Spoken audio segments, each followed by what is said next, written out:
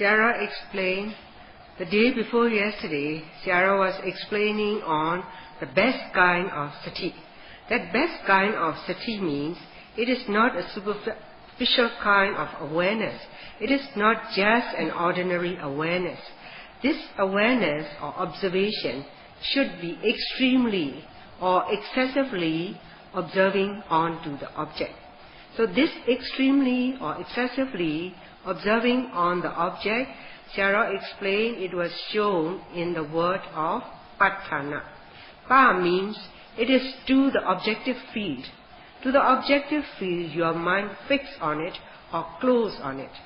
And thana is you have firm fixation on that object. So when you are fixed, you are noting mind, noting on the object or objective field in a firm manner, or because of its continuity of awareness, should say as it is sustained. Sustained means because of the continuity of observation or awareness is present, that's why we have to say it as sustained. So whenever our mind focuses onto the object, then our mind peers on it and firmly holds on it. That means it is closely noting or observing on the object. So this way of observing extremely and piercing on it is called as the best kind of Sati. So why it is called as best kind is because our noting mind pierce or sink into that object as if it's plunged or sink into the object. So for example, like if we are noting the rising phenomenon and the noting mind, as if the noting mind sink into the rising phenomenon. Likewise to the falling phenomenon, if our mind fix and observe on the falling phenomenon, it sticks together and piercing and knowing the nature of this falling phenomenon. So in that way, that awareness of piercing or immersing into that object continuously is called the best kind of awareness or having the best kind of Sati. So this way of awareness or excessively sustained on the object it should be continuity. So this kind of Sati is extremely or excessively best kind of Sati. So to that extent, Sarah have explained the other day, and Sarah will continue on this topic. The object, we have to rush and plunge into the object, so much so that from our noting mind, as if we are holding on it, then our mind is holding on the object with rushing into it. So in that way, we have to note it, and that noting should be sustained. But Sarah found that although the yogis are in the center for already 2 weeks, 2 weeks mean if they are really attentive and noting, they should have a good stamina in their noting. They should have a good stamina in mindfulness. To attain this good stamina of noting and mindfulness mean one should practice in systematic or methodical manner, and one should practice in precise way as guided by. But most of them cannot follow in this manner.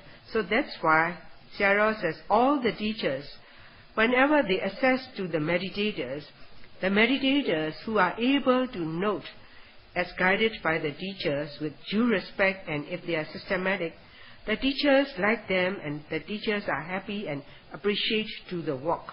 So that's why as much as the teachers are teaching them precisely and concise how to note it properly, so they will like and appreciate to these kind of meditators if they can follow attentively.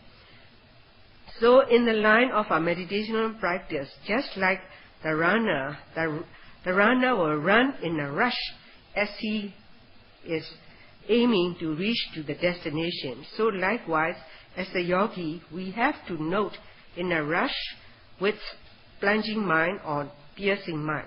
So as for the yogis, although they have spent 2 weeks in the meditation center, but not much have changed. So that's why Sarah like to encourage to the yogis that as the teachers are giving a proper and systematic guidance and encouragement, as much as they come to understand, they have to practice accordingly. If they are practicing accordingly and precisely, then the teachers will appreciate their work. Sayadaw like to elaborate about an incident Sayadaw experienced as a meditation teacher about 35 years ago. About 35 years ago, as Sayadaw was working as a meditation teacher in the main Mahasi Center, there was a man, his age was about 60, and he came from Delta part of Burma, and as he was a man who was well-to-do financially, and although he came from a small town, his life was comfortable and at ease. And also, as he was already about 60 years old, then when he came to take up this meditational practice, in the beginning, his mind never dwelled in the meditational practice. He was looking here and there. He would talk about, and he had been fidgeting and restless all the time. So this has been watched by the teachers for 2 weeks, and no difference. So at that time, the yogis were quite few. So Sayadaw says, Sayadaw and the other teachers too, they have to take care of the meditators in rotation. So when Sayadaw have to check on him, then though he was about to do walking meditation, he never fold his arm in front nor at the back, and also his eyes were looking here and there. So Sayadaw asked him, "Lay disciple, why do you come to do in this center?" So when Sayadaw asked that question, then he had a bit of bitter feeling, but he knew that Sayadaw asked only this question and left to pursue his work. So when Sayadaw asked him that question, he came to realize what he has to do. To come to the meditation center means to practice meditation. So as for a meditator, to become a real meditator, our duty is to focus our mind in the field of meditation, so much so that we have to note it precisely, attentively, and with due respect. So that man, about 60 years old, he realized what he has to do. So he trained himself, he disciplined himself, and he realized what he should do. So he practiced with due attentiveness and respect. So within 2 days, he got so many satisfying answers, and he got so many knowledges through his practice. So Sayadaw came to know that how wonderful he had changed to himself. Because one attained these satisfying answers because one is walking out in an attentive manner and thorough in the practice. If one is thoroughly practicing with due respect and attentiveness, then whatever the benefits that meditator has to gain, one will gain immediately. So that's why in the previous preaching of Sayadaw explained that he has said several times that this is the kind of Dhamma practice which is the easiest, which is the most natural of all. It is concise and it is very effective, and there will be the rapid attainment of the benefits in a short time. So that layman, after he had meditated for 2 days with due respect and intensely as he meditated, he came to report to Sayadaw that the teacher, at first when you asked me, I did have a bitter feeling, but later I came to realize why I am here, why I am in the meditation center. So that's why he knew the answer for himself, that I came here to do the meditation because I want to achieve from the Dhamma. He wants to get the benefit. So he did his work thoroughly. Because he did his work thoroughly, so he got the benefit within a short time. So Sayadaw explained that whenever Sayadaw reminds the yogis, at first maybe his saying may be harsh. This harsh saying is not a kind that because he wants to suppress the meditator. It is not that way at all. Because Sayadaw wants the meditator to have progress in that meditation. So that's why Sayadaw has to say so. Sayadaw says in the beginning, he has to treat the meditators with sugar-coated words at first. But if they cannot obey to these sugar-coated words, then he has to give directly the bitter words. By giving the bitter words mean it.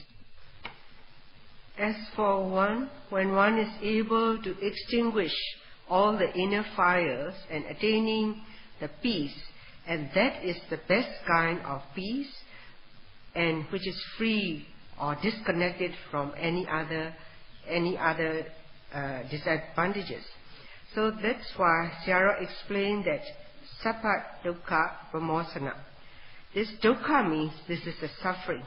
This suffering is because we have this body, we have to succumb to any kind of bodily suffering. Because we have the mind, we have to succumb to any kind of mental suffering. And as we are aging day by day, we have to succumb to the process of aging. And at times we will succumb to the nature of sickness. And the time to come, we will succumb to the approaching death. So these are the series of suffering we have to undergo. And for the as a lay people, as we are staying in the mundane field, all the social problems and social matters are after all the suffering, the endless suffering. But what we obtain from the worldly side is incomparable to the suffering what we have in the mundane field. So as for us, however we are facing with suffering, then to get some worldly wealth, we have to strive. But that strive is to earn with some kind of suffering to achieve the worldly wealth. And that wealth too, we cannot maintain or sustain.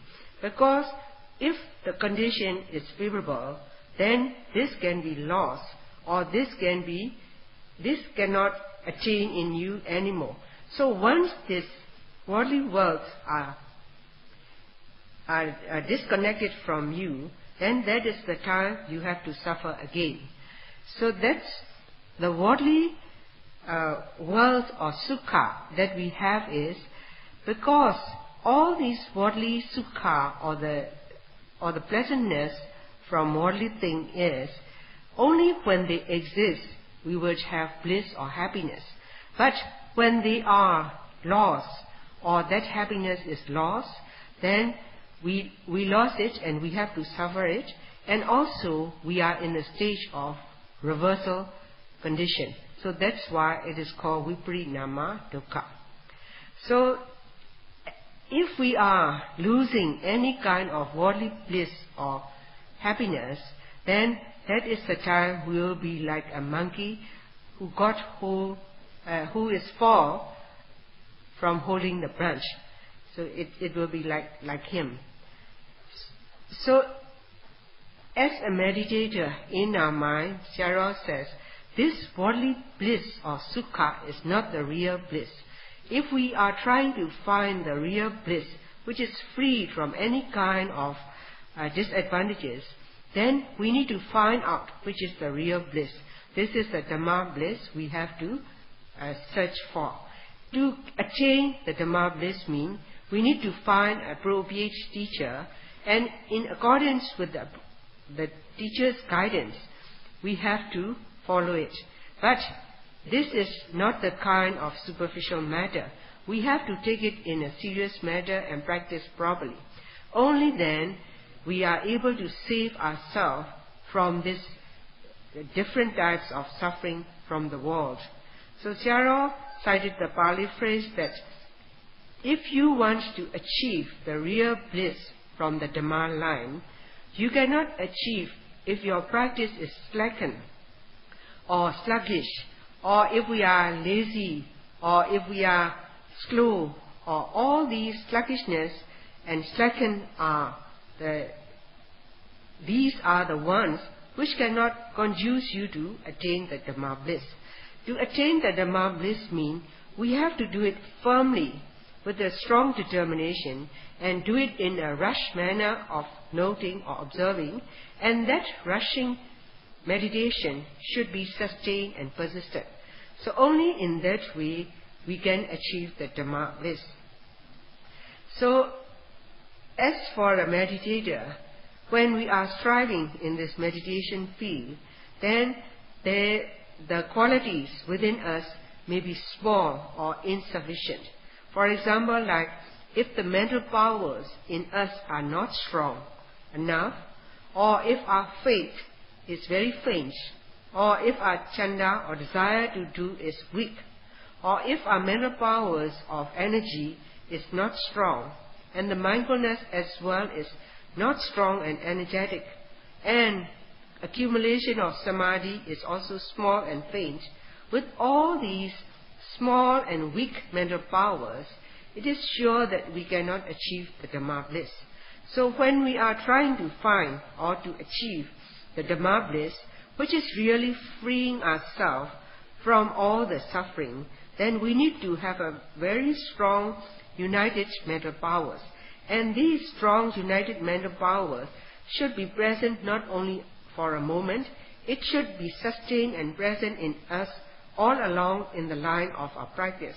So that is the way Buddha have encouraged to all the beings if one wanted to achieve the Dhamma bliss. So Sayadaw has come to understand that, especially the people from advanced country, because they all have all the necessities and appliances, what they have to do, they just press the button and they have to depend on the machine or whatever, all the assistants are there. So, because of depending too much on these appliances, then they don't need to bring out the mental powers or the bodily strength. So because of too much of dependence on them, their life is very comfortable and at ease. But contrary to the worldly condition, when we come here to practice the Dhamma practice, we need to bring out all the mental powers as well the physical strength. But when we have to do this so, we are hesitated or we are drawn back. So we don't want to focus on these meditational objects properly.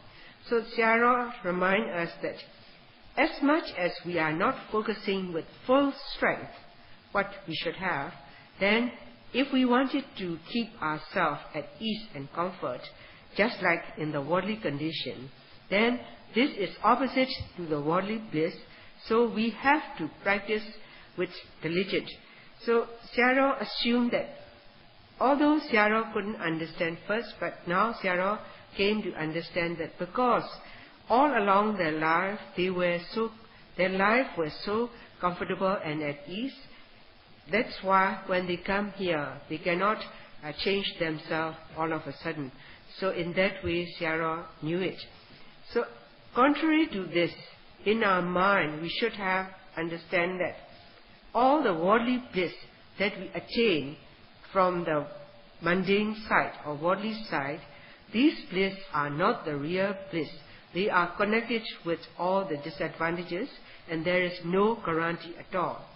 The only bliss is the Dhamma bliss, which gave you a guarantee. So to attain this Dhamma bliss, we cannot go on with just dilly-dally type of dealing with this meditation. So that's why we have to pay the price, that is to practice with serious meditation. So to have a strong, united mental powers in the meditators, it is very important. If one have the strong, united, energetic mental powers are present in one, then that energy will give the essence of mental powers. So this is very similar to get the essence from food. From 6 types of taste, sweet, sour, bitter, salty, etc. Then from different types of food, as we digest it, we will get nutriments and essence of the food. When these essence and nutriments are, although the amount is very small, but they are very effective, just like the nutriments from food as well from vitamins from the food supplements. So if we are getting the essence of food, so to have a strong united mental powers in the meditators, it is very important. If one have the strong united energetic mental powers are present in one, then that energy will give the essence of mental powers. So this is very similar to get the essence from food. From 6 types of taste, sweet, sour, bitter, salty, etc. Then from different types of food, as we digest it, we will get nutriments and essence of the food. When these essence and nutriments are, although the amount is very small, but they are very effective, just like the nutriments from food as well from vitamins from the food supplements. So if we are getting the essence of these essence, will make the matters that are to arise as the new matters.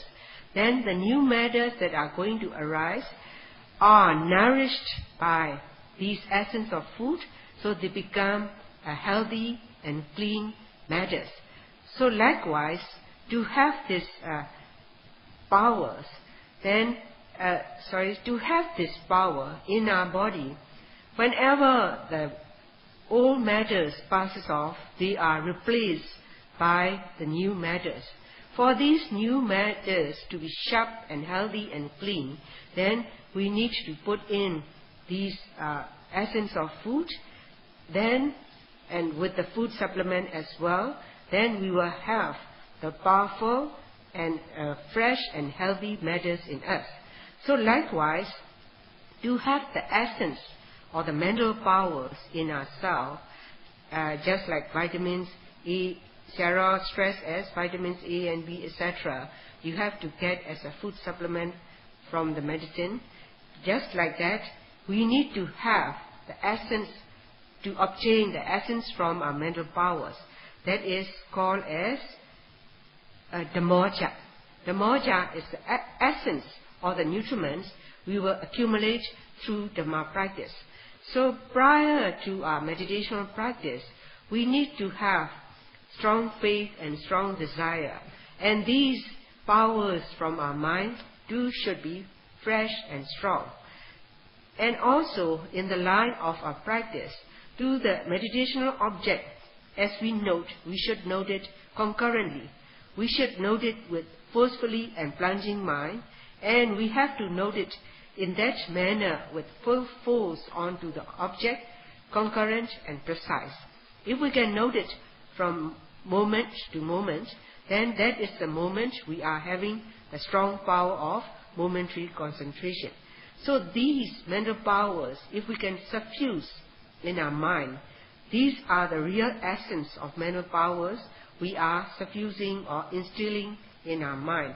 So once our mental powers are strengthened, you will be even surprised to yourself to find out how your mind is so fresh and energetic and dynamic to pursue in this practice. So this is somewhat like once you fill in with the essence of food to your body, then the matters in your body are strong, healthy and fresh. Likewise, in our mind too, if the essence from our mental powers are suffusing in us, because these mental powers are so fresh and we are getting the essence, so we are accumulating these mental powers as fresh and energetic. So to accumulate this level, we need to be very attentive to pursue in this Dhamma practice. So it is very similar to add in or fill in with multivites for the benefit of our matter, it is very essential for us to fill in our mind with mental powers. So these mental powers are, as a united form, they also give you some other kind of strength. As well as an individual or as one, they also act in a different way with their powers. So to have this kind of mental powers as individual or as in united form, then without fail, to each and every second, we have to note and note as we have been guided. If we are able to note it in that way, our mind is not impure. Impure means it is pure. If that moment of purity is obtained in us, then there will be a sustained level of purification of mind. Only with that purification of mind, then we can enter, or we will face with Santi Sukha. With the impure mind, we cannot enter to Santi Sukha. So that's why, by understanding that fact, to each and every occurrence, we have to note precisely, guarded with Sati, and note it in sustained and precise manner, and note it concurrently, and note it carefully and with due respect. So in that way, if we are able to note it time after time, then all the while our mind will be pure. If our mind is pure, to sustain this purity of mind, we have to be very careful while we are noting or observing on the object. So if we are very careful in our noting, we will have the purification of mind. So only with that purification of sustained mind, then we are able to grasp and note on all the object properly. So this is the important fact we have to bear in our mind. As for a person whose health is going down or ill, then he has to consult the doctor. So the doctor will investigate his illness, and he knows how to correct his illness. So to correct his illness, he will give the appropriate essence or the vitamins or whatever is needed, the doctor will prescribe him. So as a patient, he has to listen to the advice of the doctor, and if he is taking the medicine properly, then he will regain his health. So similarly, in our mind too, for our mind nourishment, as just like the essence of food, for the mind we need the essence of mental powers. These essence are like sattva, that is the faith or confidence in Dhamma. If we know ourselves this faith is poor, then we need to raise it by understanding properly. And also with sanda, that is the desire to do, if we know our desire to do is poor, we need to raise it. And if our effort or viriya is little, then we need to raise it. Concerning with viriya or effort, Sayadaw explained that first of all, we need to have initial effort or application of effort at first. But whenever we do have any difficulty in the line of our Dhamma practice, we need to step up or boost up our viriya or effort in ourselves, just like you have to take the multivitamins for your physical health. So that's why for this viriya to develop in us, we must have first initial viriya or effort. Later on, we needed to step up or boost up whenever we face with difficulties. So if we are able to endow ourselves with all these mental qualities or powers, then our mind will become very clear in the practice. But because of the clarity is there, then your mind is already nourished. Once your mind is nourished, then your mental power is also energetic or dynamic. So in that way, you can pursue the line of Dhamma practice to attain the real bliss from this Dhamma practice. So just like one needs an essence for the physical fitness, we also need the essence of Dhamma or the mental powers in ourselves to pursue in this meditational practice. That is, Sayadaw reminds that we should have a strong faith or confidence or trust in the Dhamma. As well, we must have a very strong desire, even though when there are difficulties too, we must have this kind of strong desire too. And as for the effort too, not only the normal effort we should have, we must have accelerated or boosted up effort is needed when the time due come with difficulty. So in that way, if we can practice on, accordingly, there will be other mental powers too will be upbring in your mind. So in that way, at one time, you will have accomplishment and full strong mental powers in you. So that's why Sayadaw is encouraging that by letting us know all these facts, Sayadaw wants us to try very hard. Sayadaw explained that the life as we are here getting this life is, we are like a person who is surrounded by enemies. So whenever a condition or the beings are surrounded by enemies, then there is no security at all, and we are always in despair. So to guard ourselves from all the surrounded enemies, we needed to have a strong full force of Sati or mindfulness is essential. It must be present. And also in a numerous way, we need to have guardianship in our mind. So if we cannot prevent ourselves from the attack of enemies, then we will always succumb to the torturing from the enemies, and we will succumb to them.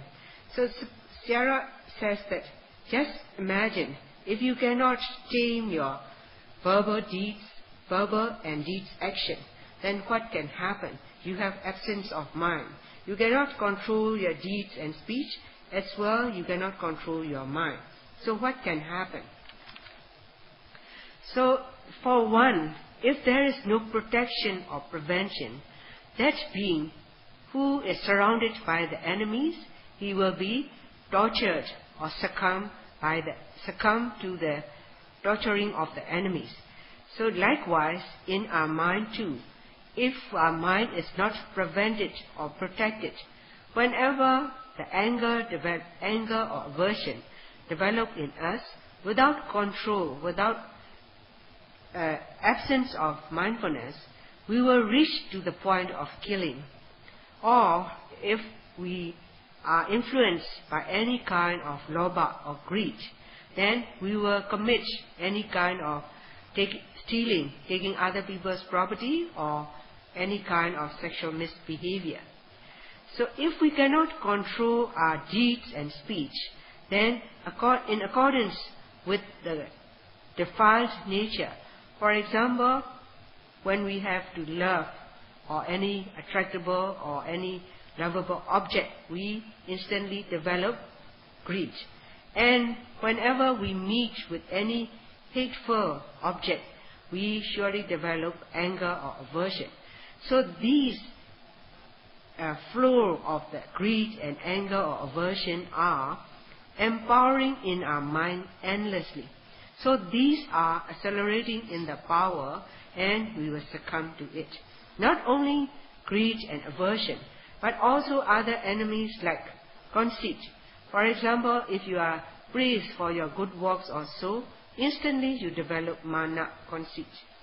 Or because of certain things you hate to the others, you develop envy or jealousy, etc.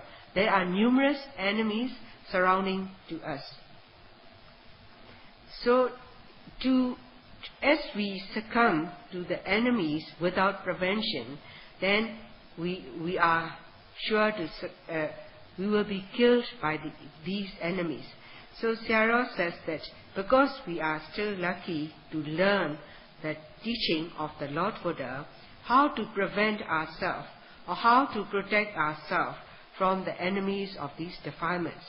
So as for one whose defilements, these are the enemies within us, then if there is lackage of sati or mindfulness, then we will be attacked by these defilements. So to prevent or protect ourselves from these defilements, we have to note to all the present occurrences with sustained mind, and continuity of noting should be there. Sometimes while we are noting so, we may face with some kind of depression in ourselves.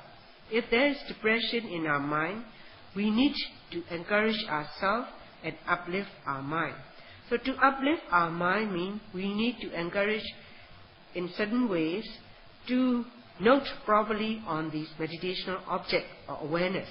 So there must be concurrency to the meditational object with the immediate, without hesitation, noting on it and noting with strong force.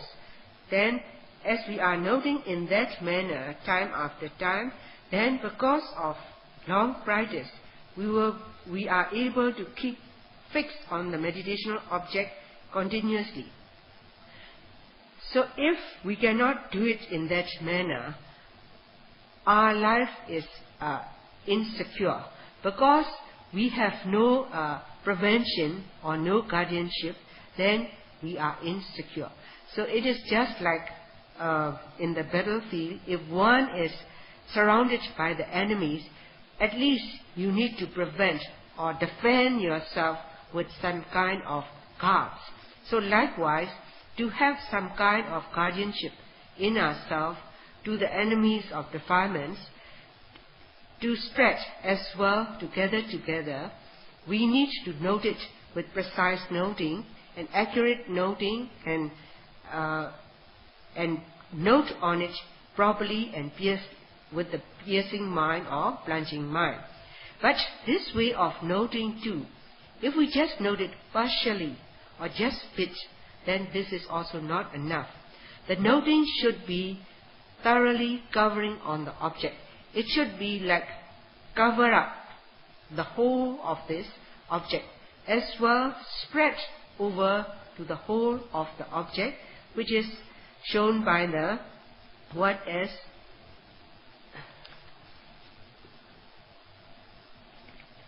Paṇḍitā Sayadaw.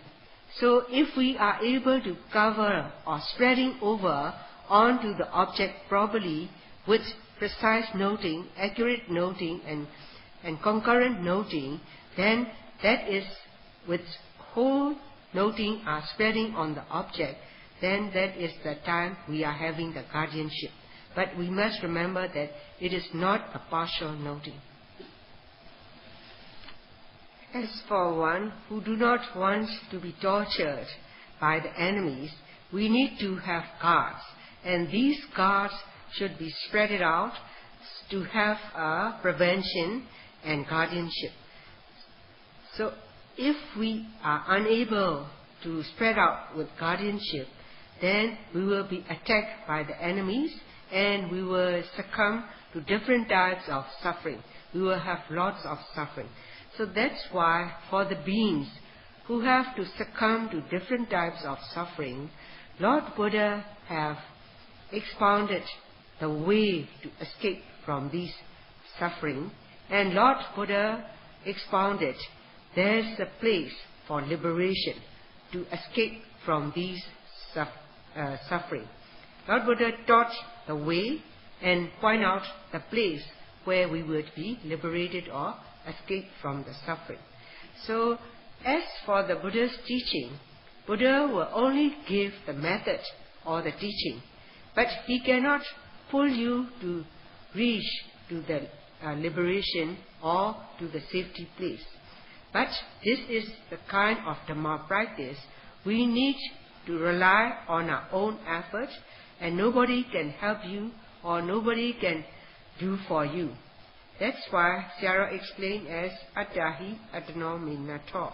That is, Attahi Atano Nato. That is, we are the ones we have to depend on ourselves. So as we have to depend on ourselves, we cannot ask others to do for us. You won't achieve any benefit from others. You yourself have to do it or does it. So to escape from the attack of enemies, only Buddha gave the teaching or method. So if we are learning the method, then we cannot rely on others.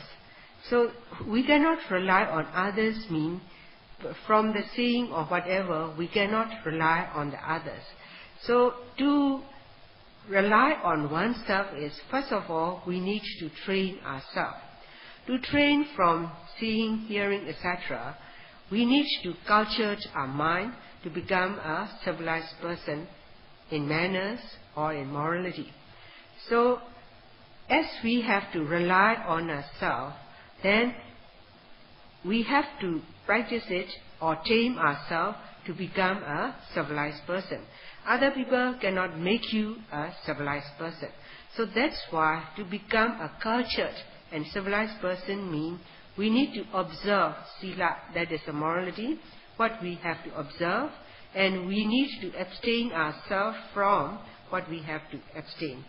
And after observing the sila or morality, it is to be followed and practiced, followed by practicing satipatthana, that is this meditation practice.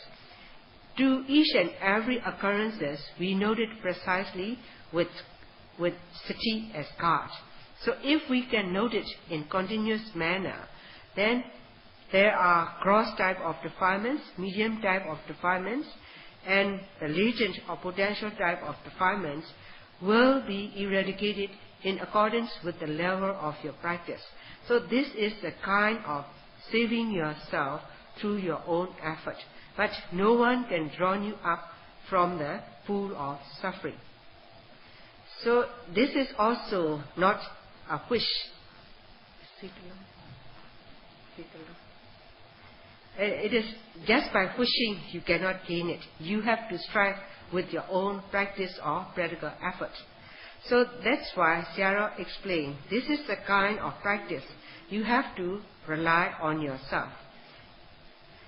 And as for the people who come from the advanced countries, from the rich countries, and if they want to eradicate the defilements or inner fire, then if they strive only with weak mental powers or so, then they cannot reach to the destination. So if they really want to escape from these attack of enemies, then we have to strive it like martyr. We have to strive with brave or courageous effort. So only then we will be able to save ourselves.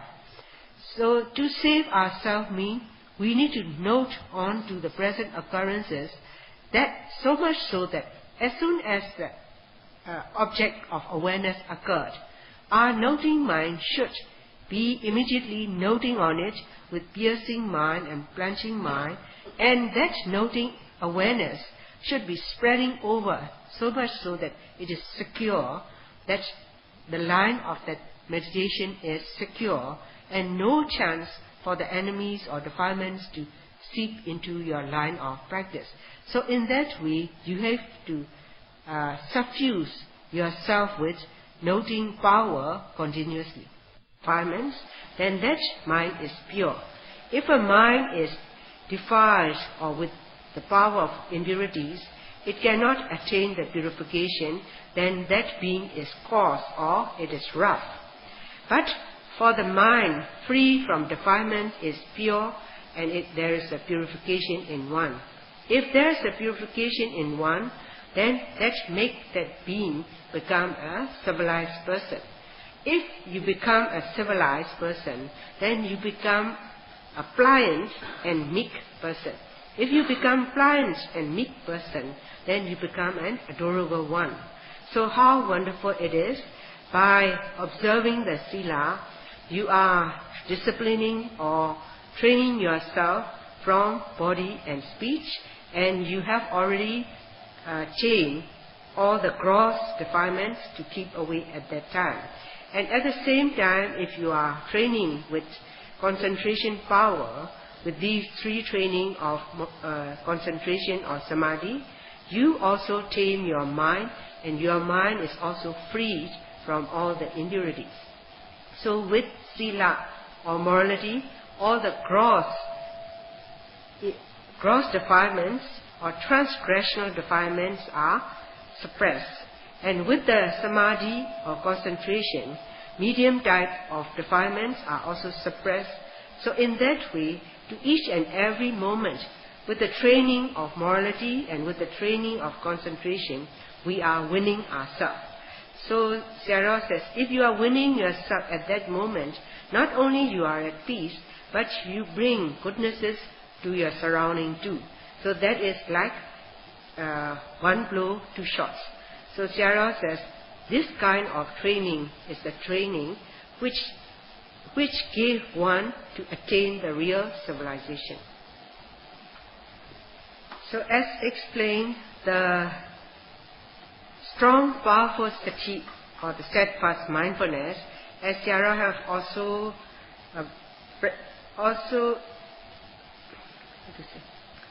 says that this is the kind of easiest, this is the surest, this is the clearest way of practice, this is the shortest way of practice. So this way of practicing to attain all the powers of steadfast mindfulness in one is, Sayadaw says, no one can practice except the noble people who wants to conquer oneself or who wants to win oneself. Only the noble people are able to take up this practice. So to these kind of people, Buddha also expounded that this way of practice is a practice that is done by only the noble people. So Sayadaw says, to follow the path of the noble people practice, we need to follow that this is the surest way, this is the shortest way to attain the achievement. So while we are having the chance and opportunity to do it, we have to practice it seriously in a methodical manner. That means to note it without fail even for a second, or without miss even for a second. Now, as Sayadaw have come to the conclusion of his talk, Sayadaw encouraged to all the yogis that while you are having a great opportunity, may you all be able to practice seriously to attain the surest and the narrowest and the noble practice.